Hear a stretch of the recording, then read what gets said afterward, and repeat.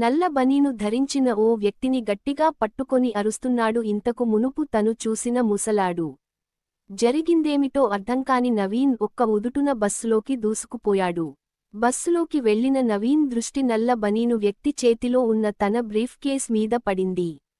అంటే వీడు దొంగన్న మాట అని మనసులో అనుకొని ఆ దొంగపై పిడిగుద్దుల వర్షం కురిపించాడు. నవీన్ రావడంతో పాపం ముసలాయన రొప్పుతూ దొంగని వదిలేశాడు. ఇంతలో ఒక కానిస్టేబుల్ జరుగుతున్న గొడవ చూసి బస్సులో కొచ్చాడు.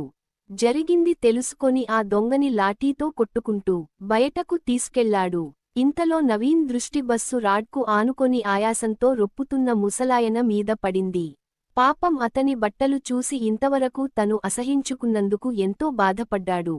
కాని అవేమీ పట్టించుకోని ఆ ముసలాయన తనకు చెప్పలేనంత సహాయం చేశాడు. తనే ఆ దొంగని గమనించి పట్టుకోకపోతే బ్రీఫ్కేసులో ఉన్న తన స్టడీ సర్టిఫికేట్స్, 2000 రూపాయల డబ్బు, బట్టలు అన్నీ తను పోగొట్టుకొని ఉండేవాడు. అందుకే తను చేసిన తప్పును తెలుసుకొని ఆ దేవుడి రుణం తీర్చుకోవాలి అని మనసులో అనుకొని ఆయాసంతో రొప్పుతున్న ఆ ముసలి వ్యక్తిని చేత్తో గట్టిగా పట్టుకొని, చూడు తాతా! నీకు చాలా నీరసంగా ఉంది కదూ! నా సీట్లో కూర్చొని కాసేపు విశ్రాంతి తీసుకొందువుగాని రా తాతా! అంటూ తీసుకెళ్లి తన సీటులో కూర్చోబెట్టాడు.